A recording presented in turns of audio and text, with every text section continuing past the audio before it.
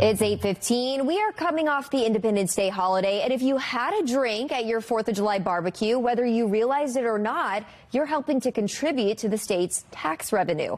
This morning, CEO of OpenTheBooks.com, Adam Andrzejewski, is joining us live with how Maryland profits off sin taxes on alcohol and tobacco. Adam, good morning. Good morning. So how much does Maryland collect from alcohol taxes? So on alcohol taxes, what they report is a very low number. It's only $37 million a year. And to put that in context, they report nearly $500 million from tobacco, $450 million a year.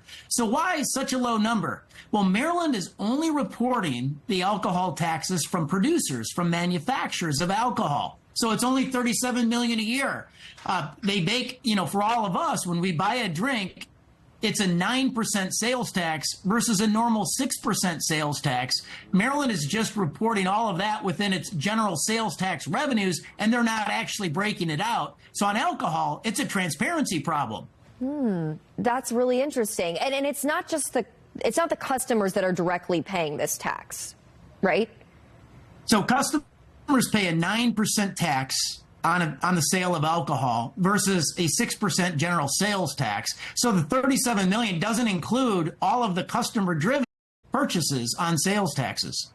And you're talking about this transparency issue. Do you think there needs to be some changes there? Yeah, I think the state, like for instance, the state of Texas, they break it all out. The customers pay a tax, the bars and restaurants pay a different tax, and then producers and manufacturers pay a third tax. It's all broken out. Maryland is not doing that. I think the state legislature should take that up. So which regions specifically in Maryland are paying the most in these tax collections from what you've seen? So the state does break out the gross amount of drinks purchased within a county. And Worcester County, that's where Ocean City's at, that's up on the beach, they're selling and drinking the most on a per-person average out of anywhere in the state. And it's a big number. It's 80 gallons a year per person on average. Obviously, there's a lot of tourists in that area, and that's driving it up. Right there in Baltimore City, it's 15 gallons per person that people are drinking, according to the state, on a year. Now, I want to put this in perspective. If you drink 2 beers a year, two beers a day, you're going to drink approximately 60 gallons of beer in a year. So Baltimore is 15 gallons, 12 gallons for the alcohol, and about 3 gallons for wine and other drinks. Wow, that does put it into perspective. All right, Adam Andrzejewski, thanks so much for joining us.